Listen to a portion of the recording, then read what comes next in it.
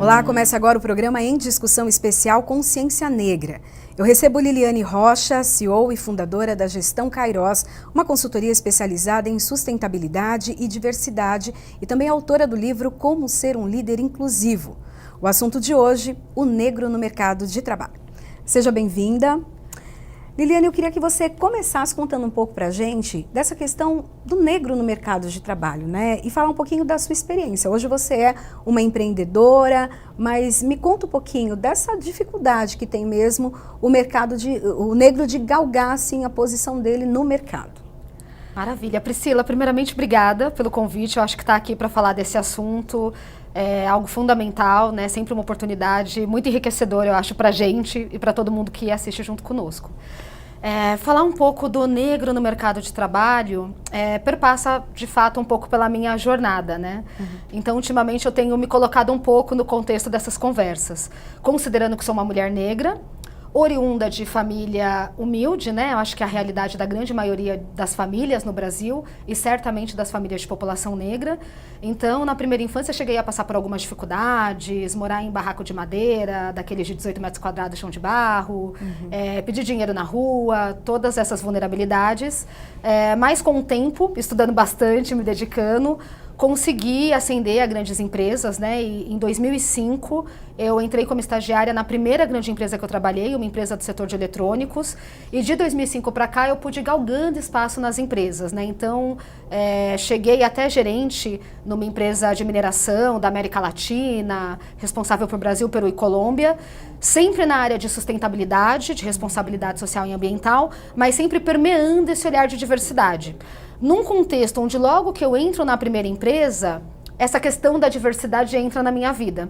Porque até então, em todos os lugares que eu frequentava, tinham muitas pessoas parecidas comigo. Sim. Né? Escola pública, transporte público, eu tenho brincado, né? Em qualquer lugar que eu ia, tinham pessoas negras. Sim. Quando eu entro na primeira empresa multinacional, holandesa, inclusive com uma gestora maravilhosa, Flávia Moraes, que tinha um olhar de diversidade muito forte, ainda tem, eu percebo que eu sou a única negra. E daí é como se eu tivesse mudado de planeta, né? Assim, nossa, não tem mais negros. E perpassando por todas essas empresas, mesmo aquelas que tinham programas de diversidade fantásticos, líderes incríveis, né? Não à toa o meu livro chama Como Ser um Líder Inclusivo, né? Ele é muito pautado nas grandes lideranças inclusivas com as quais eu trabalhei no decorrer dos anos nessas empresas. Ainda assim, essa questão do preconceito, ela se fazia presente. À medida que na última empresa que eu trabalhei dentro, né, onde eu já tinha essa posição de gestora América Latina, no meu segundo dia no corredor, uma pessoa parou e falou assim, eu brinco, né, entrei me achando na empresa, gestora América Latina. E aí no segundo dia no corredor, uma pessoa me parou e falou assim, nossa, contrataram uma mulher negra para essa vaga? Então, naquele momento, né, eu pensei, gente, realmente, porque assim, claramente eu nunca tinha escutado em nenhuma das empresas que eu tinha trabalhado.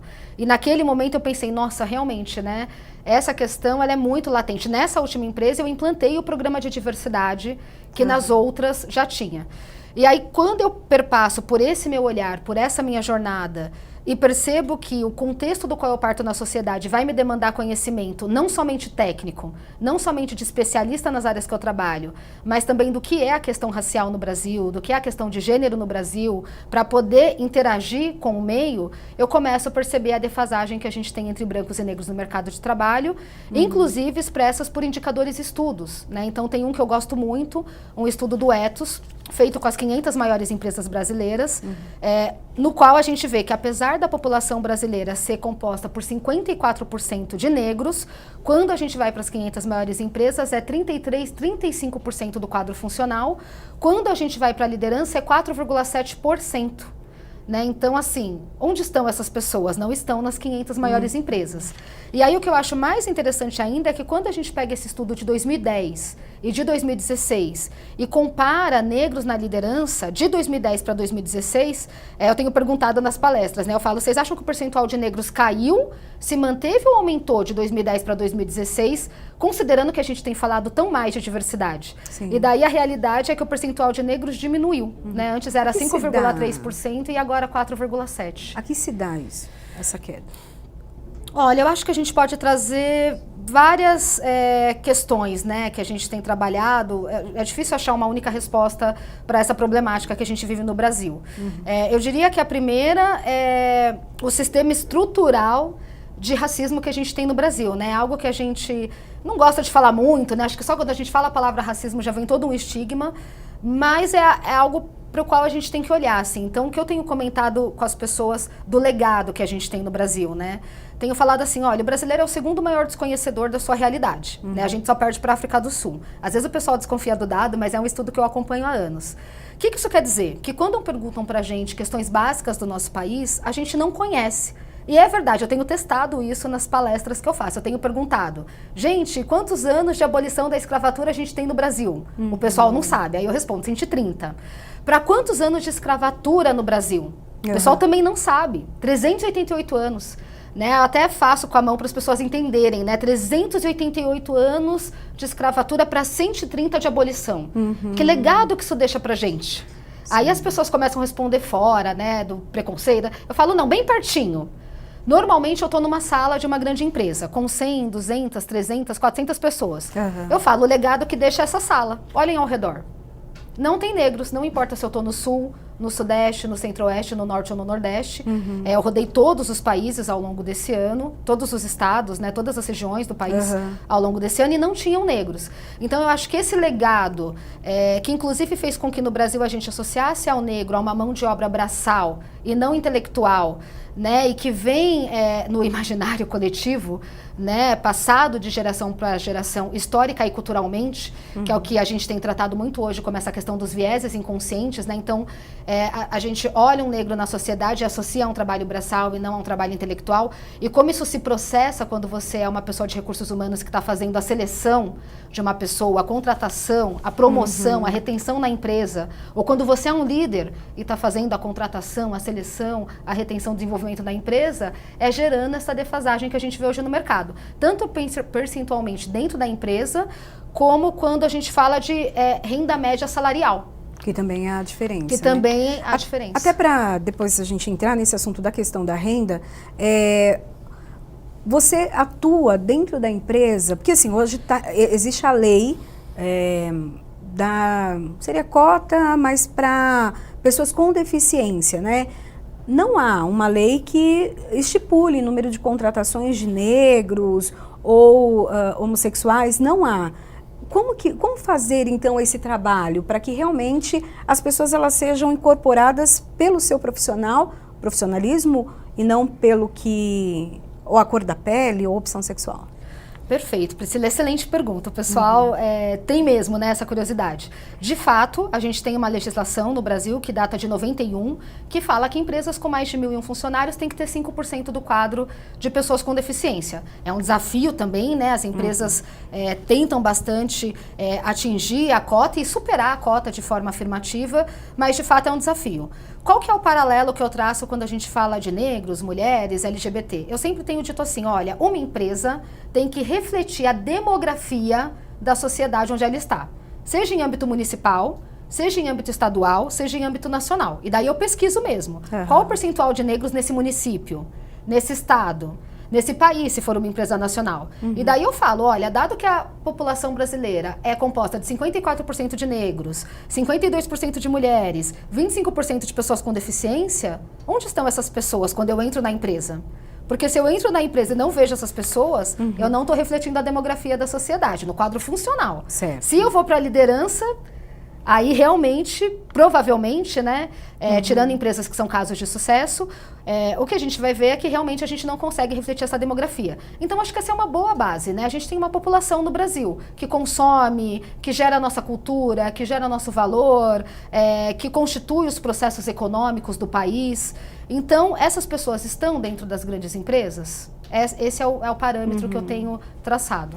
Quando você apresenta esse relatório, então, para as empresas e mostra a necessidade, então, de uma inclusão, como elas recebem isso? E também eu queria que você falasse a diferença até para uma multinacional. Por exemplo, europeia, elas aceitam os negros, a indicação dos negros, como funciona? Bom, diversas áreas dentro da empresa me chamam, né? Às vezes o pedido de uma empresa, ela vem por parte do próprio presidente da empresa, que é tocada em algum momento, ou que já vem com essa temática ao longo da vida dele e resolve se posicionar, né? Inclusive dentro do contexto que a gente vive na atualidade.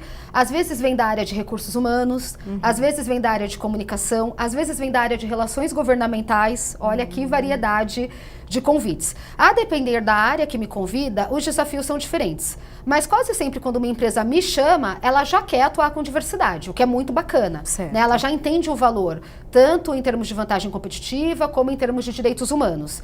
E daí a construção que a gente faz conjuntamente é, dado o segmento daquela empresa, a quantidade de funcionários daquela empresa, ao negócio daquela empresa, ao fator dela ser uma empresa nacional ou multinacional, porque tudo isso é cultura empresarial, como que a gente vai trabalhar a diversidade nessa empresa, como que a gente vai trabalhar grupos de diversidade nessa empresa, que grupo de diversidade faz sentido nessa empresa, né? E aí o primeiro passo é entender qual o status que a empresa está hoje. Quer dizer, hoje, a depender da empresa, qual o percentual de negros já tem dentro? Né? Se for uma empresa, de 10 mil funcionários com 5% de negros, bom, esse é um tema. Se for uma empresa de 10 mil funcionários com 50% de negros, que legal, aqui a gente já tem uma representação da demografia. Daí eu vou olhar para a liderança.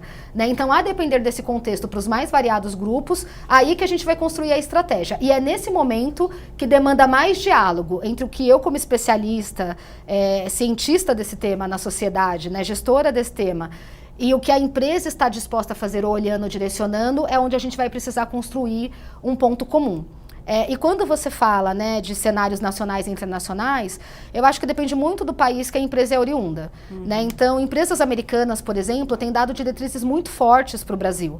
E acho que eles olham esses temas de forma, inclusive, legal há muitos anos, né? Quando a gente olha o contexto de 64 nos Estados Unidos, da Lei de Direitos Civis, onde já se colocou cotas para a população negra, mesmo naquela ocasião, a população negra lá sendo 12% da população.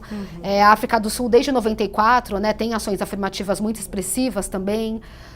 A Europa varia, né? Eu acho que eu trabalhei em empresas holandesas que tinham um olhar muito forte para a diversidade e para todos os grupos. Sim. Mas esse mês, por exemplo, eu tive na Europa, numa iniciativa da Comissão Europeia, representando o Brasil. Eu fiz a abertura do Evento Nacional de Diversidade de Portugal. Tava Portugal, Letônia, Estônia, Luxemburgo. Tinha de 100 a 300 pessoas a depender do momento do evento. E eu era a única negra.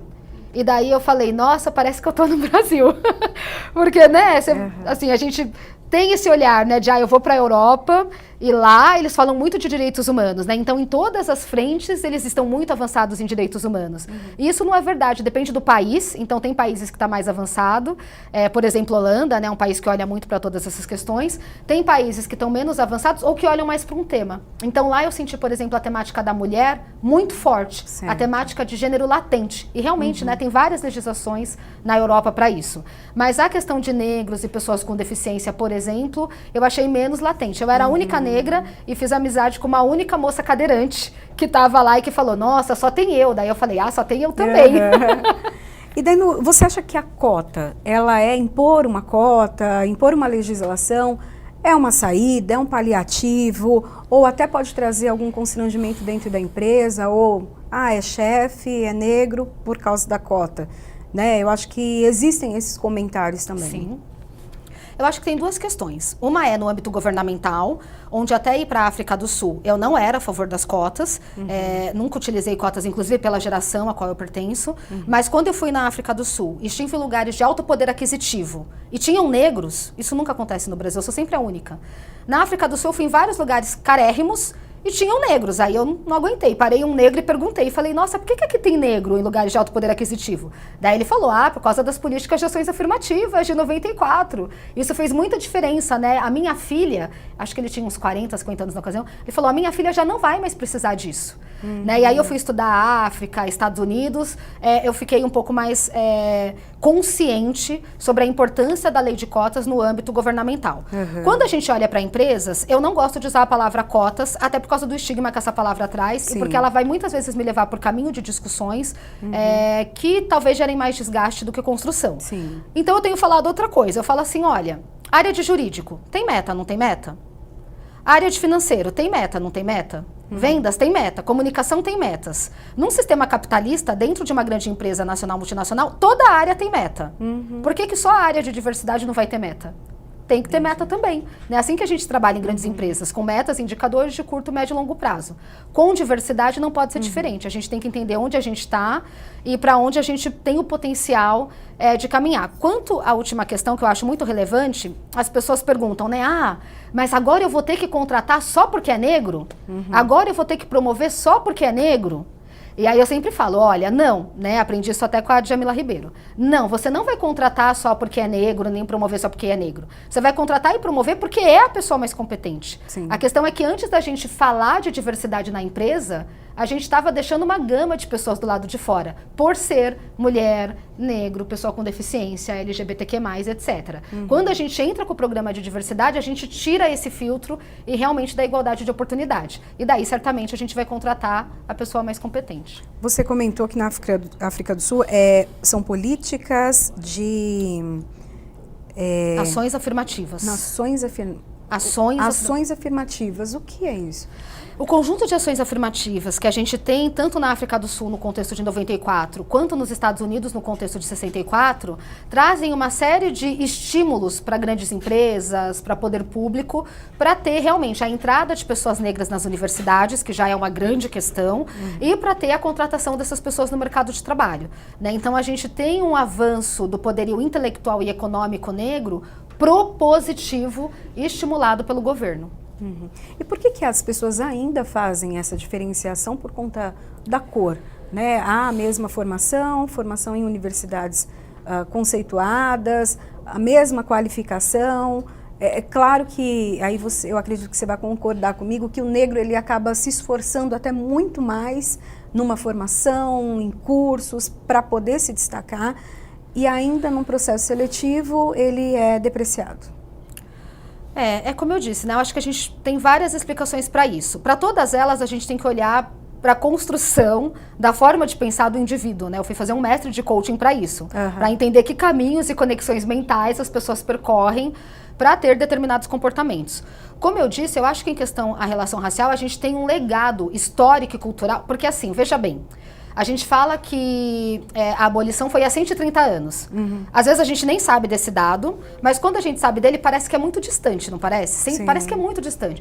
Mas quando a gente para olhar, e essa outra reflexão foi com uma amiga, Fernanda Macedo, também achei interessantíssimo, é uma reflexão na linha de, bom, eu não sou escrava.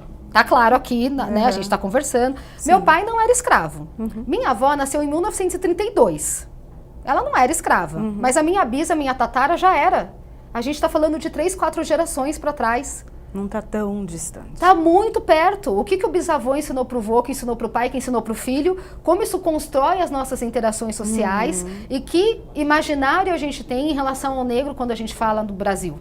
Né, e que a gente pode, de novo, chamar de vieses inconscientes, porque é algo que é muito rápido, né, é menos de um segundo, você olha para a pessoa, você já formou uma opinião que está atrelada a todo esse estigma. Né, uma outra reflexão muito interessante que a gente tem feito, tenho brincado com as pessoas, né? Ah, você já leu a Lei Áurea? Aí eu brinco, né? Aquela lei com vários artigos falando de educação, de trabalho, de assistência social, de medicina, tal. Não, gente, né? Aprendi também com a Fernanda Macedo, minha amiga advogada. Tinham 3 artigos da Lei Áurea, imagina. Né? Você faz uma lei de abolição da escravatura no Brasil com 3 artigos. A partir de agora está livre. E não olha para questões de educação, não olha para questões de inserção no mercado de trabalho. Né? Até 1900 no Brasil, o negro não podia estudar. De novo, que legado isso gera para a gente? É exatamente o legado que a gente tem hoje. Ah, é motivo para a gente se sentir culpa? Não. É motivo para a gente se responsabilizar? Com certeza. Né? Só que para isso a gente precisa ter consciência, a gente precisa ter informação, a gente precisa debater esse assunto, a gente precisa achar que essa é uma questão nossa, de todo brasileiro, dos 200 milhões de brasileiros, não só de 54% da população, que é um pouco do que a gente está fazendo aqui hoje. Aí a gente falou um pouquinho sobre a questão salarial. Eu queria que você me contasse como que é o perfil hoje. A gente já sabe que as mulheres ganham menos que os homens e os negros. E as negras, qual a diferença? A gente tem um estudo da UERJ bem interessante, eu não vou lembrar os percentuais agora para falar, mas eu lembro claramente do desenho, porque era um desenho que mostrava pessoas. E daí mostra, né, nesse estudo da UERJ, a média salarial de um homem branco, a média salarial de uma mulher branca, a média salarial de um homem negro e a média salarial de uma mulher negra, onde a gente pode ter entre a mulher negra e o homem branco até 60% de diferença salarial. Então, são estruturas que a gente continua mantendo hoje no país, de diferença salarial por duas questões que até surpreendem a gente, né? A questão de gênero, se é homem e mulher, e a questão de etnia, se é branco ou se é negro. Independente da formação, né? Esse estudo é feito para pessoas com a mesma formação, com a mesma escolaridade, com a mesma vivência e experiência profissional, e a gente encontra essas diferenças. Você acha que a seleção às cegas, ela poderia ajudar? A seleção às cegas precisa ser relativizada, né? Então, eu vejo muitas empresas começando a implantar a seleção às cegas no Brasil, que vem de uma referência dos Estados Unidos e principalmente da Europa, né? Eu tenho acompanhado um pouco ao longo dos últimos 10 anos, e ela pode ser interessante, mas eu sempre brinco, a diversidade é diversa. Então, não dá pra gente olhar a questão do negro, da mulher, do PCD, do LGBT, de religião, de idade, os 6 grupos que são mais trabalhados, não dá pra gente olhar da mesma forma. E aí depende dos dados que eu tiro do currículo às cegas. Então eu comento com as empresas, olha, quando você faz o currículo às cegas, tira o nome do candidato, o endereço, a idade e manda, né, para a pessoa que está selecionando, certamente a questão de gênero você já resolveu. Porque não dá para saber se é homem ou mulher. E daí a pessoa vai pegar a melhor formação, a melhor qualificação, sem ter noção de gênero. Porém, quando a gente fala da questão do negro, tem uma outra informação lá, que às vezes as empresas tiram, às vezes elas não tiram. Acho que o grande tabu, o grande dilema que a gente tem hoje, que é, tira o nome da faculdade? Porque no Brasil a gente tem uma questão muito séria, um olhar muito sério quando a gente fala de faculdades de primeira linha, as ditas tradicionais, e as faculdades ditas de segunda linha. E a gente sabe que a maioria da população negra no Brasil vem das faculdades ditas oriundas de segunda linha. Então, quando você tira todos os dados, mas mantém lá o nome da faculdade, por vezes você continua mantendo uma barreira para a população negra, porque os currículos das ditas faculdades de segunda linha são tirados do processo e com isso a população negra é tirada do processo. Então o que eu tenho falado, né, para as empresas? Das duas uma, ou façam currículo às cegas, totalmente às cegas, tirando inclusive o nome da empresa, tirando inclusive o nome da faculdade, ou não façam um processo de seleção às cegas. Ali já dá para identificar então o grupo, né, se negro e baixa renda também, né? E a questão do endereço também. A questão do endereço também. A gente tem algumas regiões do Brasil, né? Como eu tenho trabalhado em território nacional, tem estados onde a empresa me chama, teve um caso agora recente, uma empresa do setor financeiro, e me falou assim, olha, quando você trabalhar aqui diversidade, você trabalha a questão do bairro. Porque dependendo do bairro que a pessoa mora, aqui nesse estado, aqui nessa cidade, o gestor da área ele já não quer esse currículo. Porque determinado bairro tem um estigma que ele não vai querer. Então, dependendo do contexto, eu tiro algum outro grupo. Lá eu tirei religião e tirei idade e coloquei bairro para ser trabalhado como um tema central. Você acha que o espaço do negro no mercado de trabalho, ele avançou? E o que precisa realmente para que o negro seja respeitado como profissional? Eu acho que a gente tem avançado muito na temática da diversidade, tem avançado muito na temática da diversidade racial no país. Eu gosto também de fragmentar esse olhar, né? Porque eu acho que toda vez que a gente olha de uma forma mais geral, a gente está perdendo alguma coisa. Então, o que eu tenho dito? Eu tenho dito assim, olha, eu acho que quando a gente olha para a visibilidade, a gente melhorou muito. Né? Eu sou da década de 80, nasci na década de 80, durante a minha infância não tinham bonecas negras, desenhos de negros, filmes de negros, né? Não, era uma ausência total. Hoje tem, né? Tem produto para cabelo cacheado, desenho, filme, boneca, isso é muito bacana. E eu acho que essa visibilidade, ela se deve um pouco ao fato das empresas terem percebido que grupos diversos são consumidores, né? Só quando a gente fala de afroconsumo no Brasil, a gente está falando de em torno de 800 bilhões por ano. É muito dinheiro. Né? Então, olhando para o afroconsumo, por exemplo, a gente tem as empresas apostando muito mais em produtos, serviços, marketing, propaganda. Isso é inquestionável. Quando a gente olha para dentro das empresas e começa a se perguntar, tá, além dessa visibilidade, as empresas estão contratando a população negra? As empresas estão desenvolvendo, promovendo a população negra? Aí a gente já pode fazer um olhar um pouco mais crítico, que é assim, olha, contrata de 2010 para 2016, no quadro funcional aumentou um pouquinho, mas aumentou, mas não promove necessariamente, porque na liderança diminuiu de 5,3% para 4,7%. Por que isso acontece? né? Então, quando a gente olha para dentro, tem muito a avançar, principalmente quando a gente fala das 500 maiores empresas brasileiras. Eu conheço cerca de 5, 6 que são benchmarking, referência, trabalham arduamente, seriamente nessa questão. Tem mais 495 para a gente chamar para atuar junto com a gente. E quando a gente olha do quanto a empresa, a depender principalmente da quantidade de funcionários que tem, né, 10 mil, 50 mil funcionários no Brasil, pode ser um propulsor positivamente para a sociedade, para além do marketing, fazendo ações, campanhas, instruindo a comunidade, né? Então tem um outro papel aí que ainda extrapola o dentro da empresa e vai para um fora, que transcende a questão da comunicação, que eu entendo que pode e deve ser feito. Bom, Liliane, nosso programa está chegando ao final. Quero te agradecer por dividir, né, esse conhecimento com a gente e também deixar um alerta, né? Um alerta de que todos são profissionais, bons profissionais e que o olhar precisa ser diferenciado. Perfeito. Muito obrigada. Obrigada, Priscila. Bom, nosso programa fica por aqui. A gente se encontra na programação da TV Assembleia. Tchau, tchau.